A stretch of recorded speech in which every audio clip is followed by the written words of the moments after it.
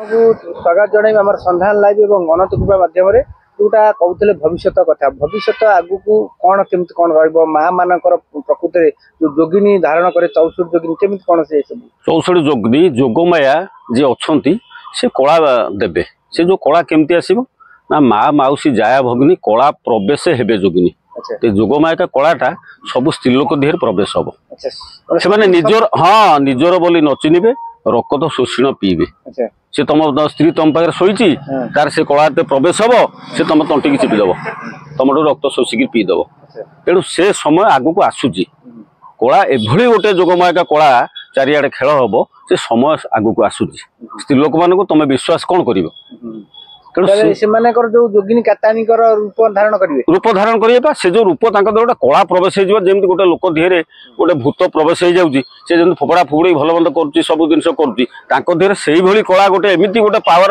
माने कला प्रवेश हम जहाँकि से जापर सी निज स्त्री स्वामी जापर कि निज पुओ जापर कि पिला छुआ कि जापर से कलार एमती गोटे भयंकर कला से समय आगे से समय तो निर्घंट तथापि आम सठिक कहीपर जदि पुरस्कार बाबा कहे कि समय आग को आसू 23 पर सॉरी आपंकर 26-27 भितर हाँ से कला दिया जोगिनी कला बड़ कथा कहूँ जो मीन शनि संजोग पर तो तार भीतर खेला सब आरंभ हो बाबा पुरस्कार बाबा कौन कहले जो कहते नारायण बा घटना घटिया जाऊँ नारी मान उत्पात हे से जो राक्षस राक्षसुनी कला पाइबे केमती कौन से घटना केबे हबो सेटा निश्चय तो हम से जो रही आगुरी जोगमाया जो कला प्रदान करेंगे से मानवे से ओपर मुआ हो प्रत्येक नारी उल्लग्न हो बुले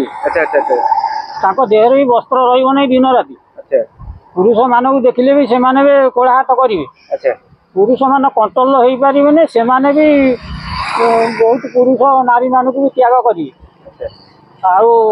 से तो लीला खेला उन्नत धरण हम बड़ धरण हम माने नारी मान सब जमी अग्नि जल्ला भाया जलिए कामना भोर जलिए से कला पाई विनाश करदे पुरुष जो धरिए से धरिए जो देखिए से धरिए चपा गोटा पुरुष को 5-7 नारी घेरिए 56 कोटी कांटानी 64 कोटी जोगिनी से सब रूप कला प्रदान करा 64 कोटी जोगिनी 56 कोटी कांटानी से सब रूप से 9 कोटी कांता हाँ 64 जोगिनी जेतिकी रहिले मिसई देले जेतिकी हबो से माने नारी को से कला सब दिया हो अच्छा माने 64 कोटी जो अछि जोगिनी एवं 9 कोटी कांटाइनी 56 कोटी 56 कोटी जीव जंतु से माने को कोन प्रवेश करी जीवे सब कला पाई कहा को से रखै देबे नारी तो एबे तो नारी माने पदारे बुलिले ना आसिकरी मुंडे रा लुगा अछि टेलर बढ़िया चलछि हां ये टेलर ये खाली जस्ट गोटे किछि हे खाली टेलर देखा होउची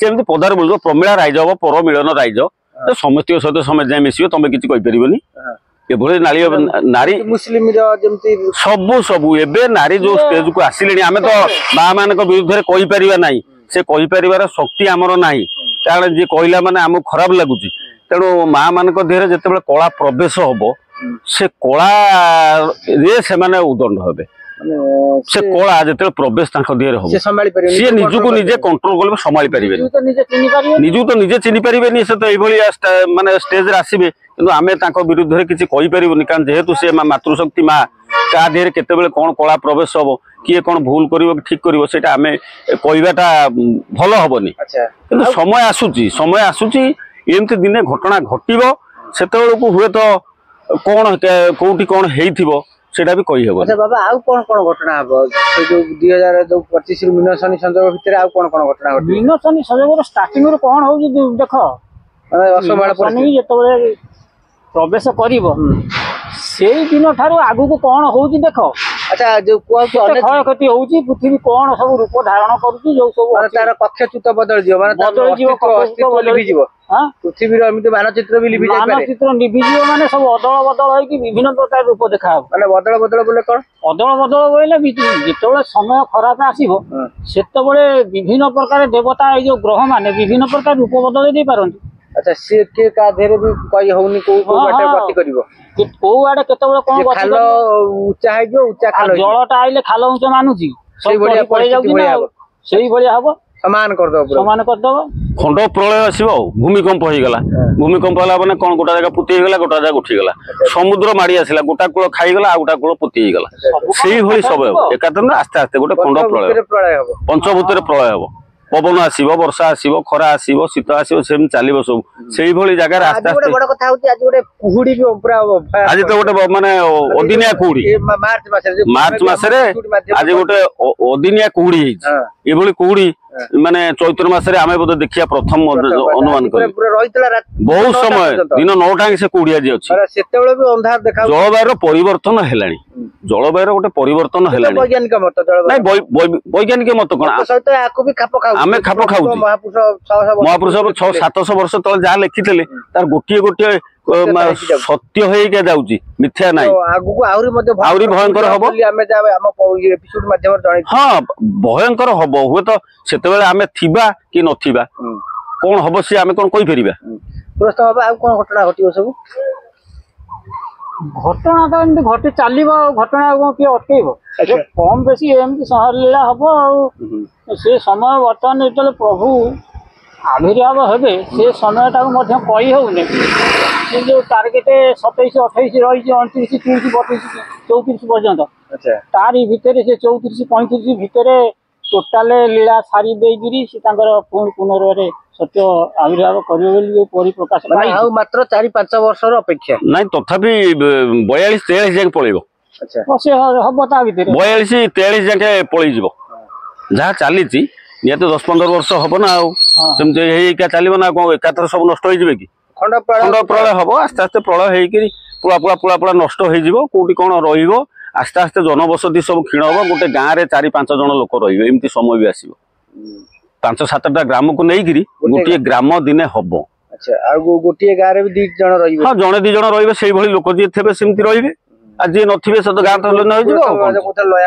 ହଁ ସେଇଭଳି ଯୋଉମାନେ ଅଛନ୍ତି ଯିଏ କି ମାନେ ଭଗବାନଙ୍କର ଇଏରେ ରହିଛନ୍ତି, ସେ ତାଙ୍କୁ ହିଁ ଧାରଣା କରି ରହିଛନ୍ତି, ସେଇମାନେ ହିଁ ଯୋଉ ଗାଁରେ ଯେମିତି ଥିବ। ବଡ କଥା ହଉଛି ଆମର ଟାର୍ଗେଟ ହଉଛି ମିନସନି ସଂଯୋଗ ପରେ 2.5 ବର୍ଷ ତମର ଯୋଉ ରହିବ, 2.5 ବର୍ଷ ବହୁ ବିତ୍ପାତ ହେଇଯିବ। କଣ ହବ କହିହେବନି। ଓଡିଶା, ଭାରତ, ସାରା ବିଶ୍ବ, ଖାଲି ଭାରତ କି ଓଡିଶା ନୁହେଁ, ସାରା ବିଶ୍ବ ହେଇଯିବାର ଟାର୍ଗେଟ ରହିଛି। ସାରା ବିଶ୍ବର ମାନଚିତ୍ର ବଦଳିବ। ତାରଣା ନା ଅଧା ଅଧି, ସେ ଅଧା ଅଧିରୁ ଟାଣା ବାଣା ପର୍ଯ୍ୟନ୍ତ ପଳେଇ ଯାଇପାରେ। ଆଜି ଯାହା ଦେଖିଦବ, କାଲି ମଧ୍ୟ ଆଉ ଗୋଟେ ବଡ ଧରଣର ଗୋଟେ ଜାଗାରେ ଘଟିଯିବ, ତାପରେ ଗ୍ରହ ପ୍ରଭାବ ରହିବ। ସେ ଗ୍ରହ ନେଇକି ତ ଆମେ ସମସ୍ତେ ଘୁରି ବୁଲୁଛେ ନା, ଉଲ୍କା ପିଣ୍ଡ ବି ସେଇ ପଞ୍ଚଗ୍ରହ, ଷଡ଼ ଗ୍ରହ କୁଟବୀର ଅଛି। ହଁ, ମୀନ ଶନି ତ ମେନ୍ ଟାର୍ଗେଟ ରହିଛି। ବୃହସ୍ପତି କି ଶନି ଯିବ, ଗୁରୁବାର ଦିନ ଯିବ, ଦିନ 9:35 ସେ କଣ କରୁଛି ଦେଖ ସେଦିନ। ଏଇ 29 ତାରିଖ ତ, ଆଉ ଏଇ 29 ତାରିଖ, ଆଉ ଏଇ ମାର୍ଚ୍ଚ 29 ମୀନ ଶନି ପଶିବ। ହଁ, ଆଉ 22 ତାରିଖରେ କଣ ବାବା କହୁଥିଲେ ଅପ୍ରିଲ ପ୍ରବେଶ କରିବ, 29 ରୁ ତାର ଲୀଳା ପ୍ରକାଶ କରିବ। ଆଚ୍ଛା, ତାର 29 ରୁ ବି ଲୀଳା ଆରମ୍ଭ ହେଇଯିବ ଏଇ ମାର୍ଚ୍ଚରେ। ହଁ, ଠିକ ଅଛି। ଜୟ ଜଗନ୍ନାଥ, ଜୟ ସୀତାରାମ।